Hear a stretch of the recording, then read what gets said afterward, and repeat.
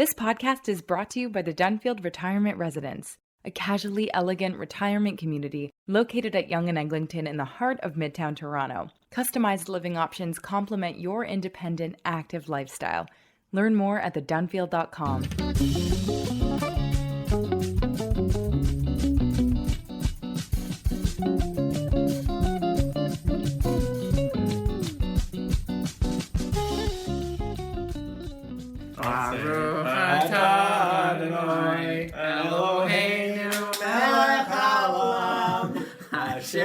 Well, that's what it sounded like at my house last night when we lit 3 different menorahs to mark the second night of Hanukkah.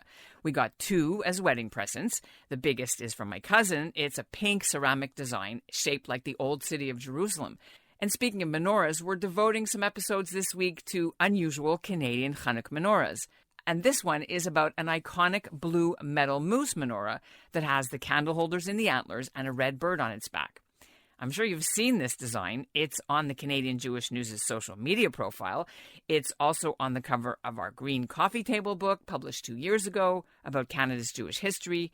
And also it's in this month's CJN magazine. But the London, Ontario-based artist who makes these blue moose menorahs has never participated in a candle lighting ceremony, even though her company's whimsical menorahs are sold at Judaica stores all across the United States and even at the Jewish Museum in New York. I love to get the feedback afterwards, or feedback from my stores, because I just get into work mode, and so I lose kind of sight around how fun they are and how much enjoyment people get out of them. I'm Ellen Besner, and this is what Jewish Canada sounds like for Tuesday, December the 20th, 2022. Welcome to the CJN Daily for the second day of Hanukkah. We're a podcast of the Canadian Jewish News, and we're sponsored by Metropia.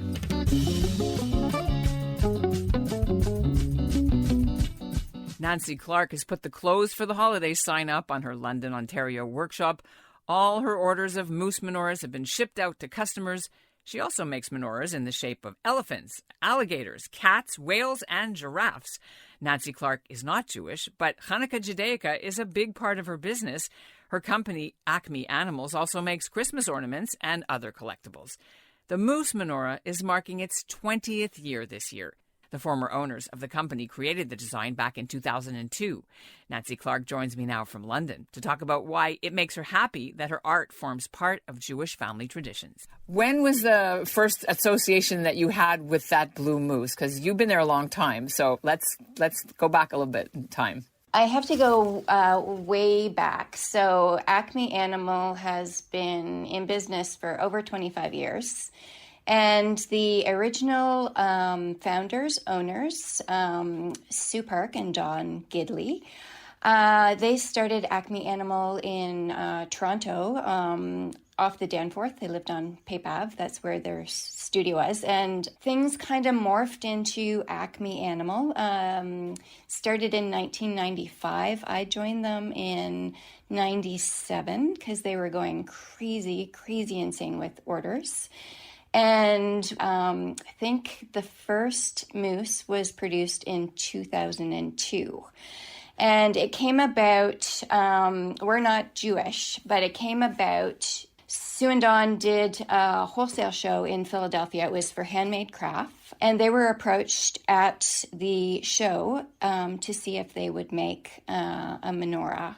And at that time, and we still do, they were doing clocks and sculptures, and the moose was a big feature from the get-go of Acme. So Sue did a moose clock, which had a Mountie on its back. So she's played with the moose quite a lot. And so her first thought was, the moose would actually transition incredibly well into a menorah. So we did some research, and the very first one we shipped was 2002 to the Jewish Museum in New York City. 20 years later, it is still the best-selling menorah that I do. Yeah, it's just become kind of iconic. And with you guys doing the beautiful book and becoming your avatar for your social media, it's really great. So when you get orders for this, why do they like these? Because usually, as many people would know, the traditional brass ones, the old-fashioned, very sort of synagogue-y type menorahs. I think because they're fun, they're quirky, they're whimsical. People, they just make people smile. I think that's the main reason. And I've looked at many different menorahs as well, and they do range from very traditional to more playful. A lot of animals come into them, so I kind of lose sight because when I'm working in the studio, the fall is so busy with Christmas orders and Hanukkah orders as well. I kind of lose sight of how fun they are because I'm just in full-on production mode, and then I'll be emailing with my stores, or I'll get an email from a grandmother that's buying one for her grandson, and and then I'll always get afterwards, oh, my grandson just adores it. And so I love to get the feedback. Are these mostly for kids? Who buys these? I don't think it's just for kids. I get wind of a lot of people that just collect more menorahs.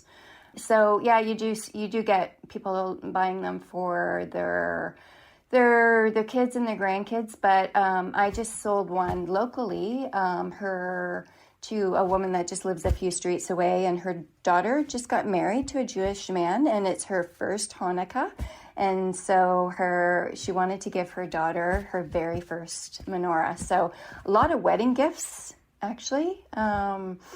So I'm busy with menorahs all year round, crazy in the fall. But so do people buy these that are not Jewish? I'm not sure. I could ask my stores. I'm not really sure. What does it mean to you, or how do you process the fact that one of the main things of a non-Jewish business is Judaica? Yeah. I just feel when I can get my head out of the busyness of the season, I'm just thrilled and honored that people choose to use our menorahs as, part of their Hanukkah celebration year after year, going on 20 years. That's really amazing. Have you ever been to a Hanukkah party or a lighting ceremony yourself? I have not. Maybe you could invite me to one. No, What? You've never been invited to a candle lighting? All right, guys, listeners, you live too far to come, but you can come to my house.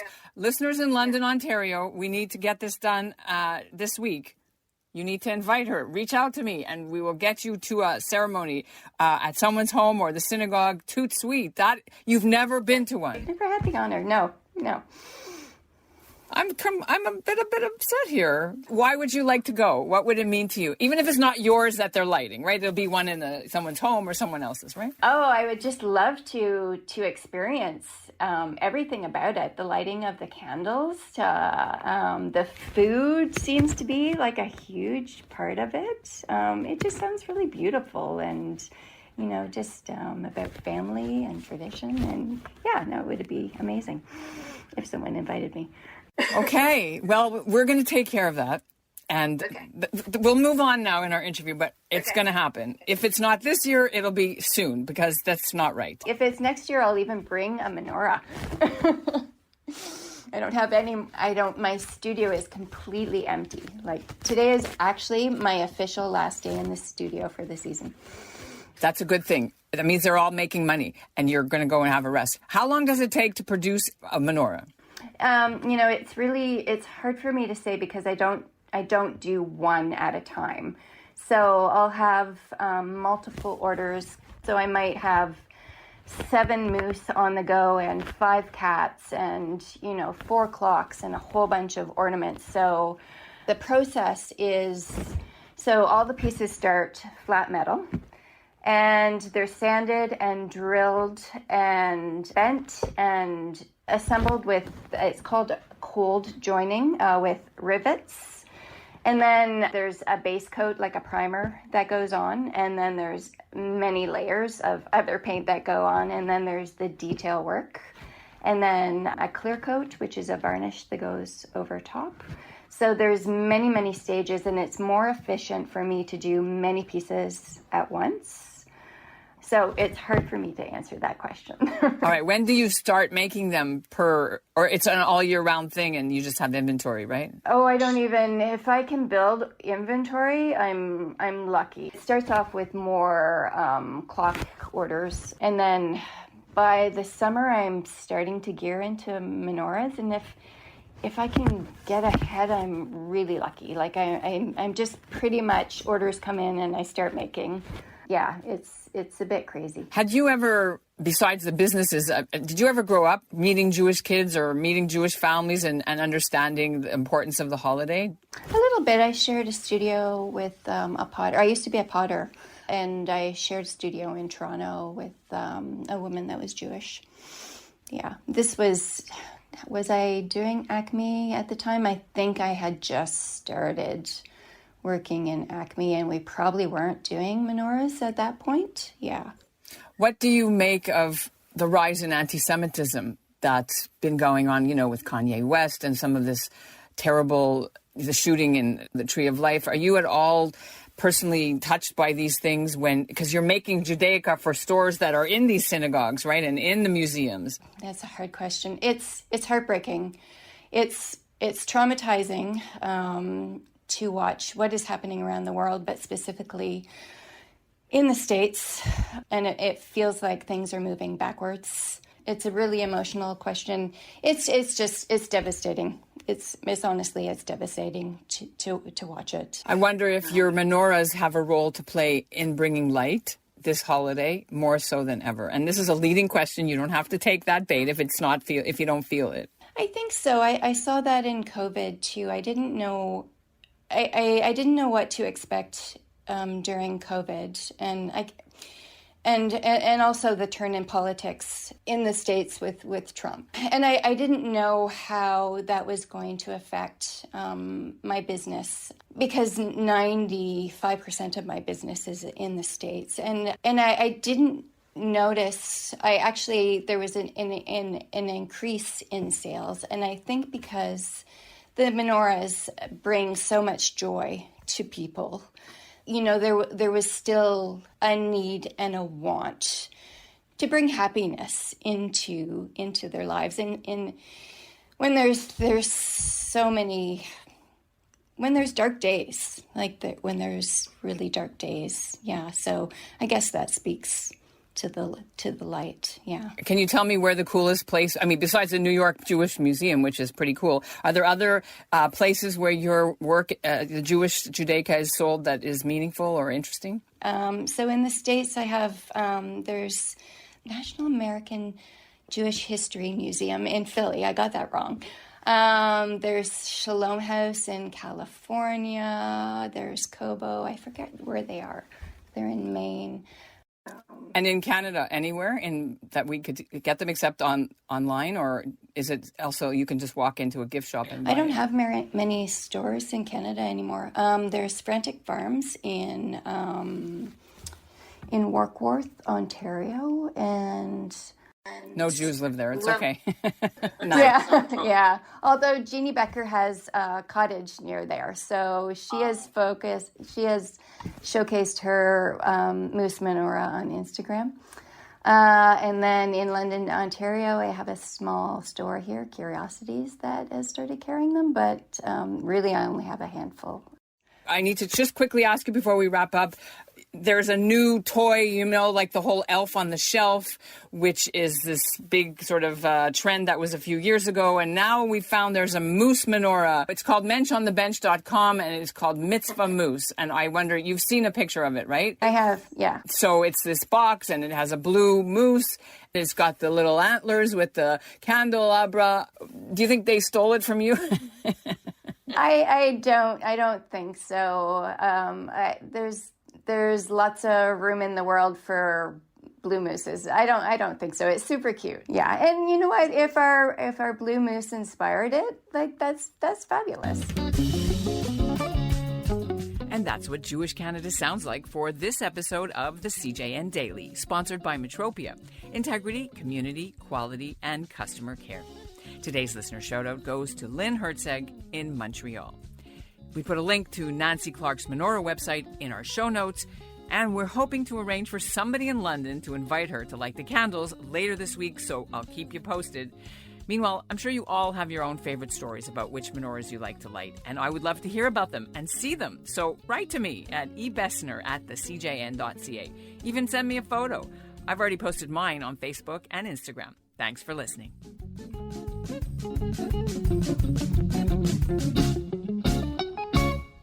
The Dunfield Retirement Residence offers customized living options to complement your independent, active lifestyle. Welcome home. Welcome to the Dunfield. Visit us at thedunfield.com to book a personal tour.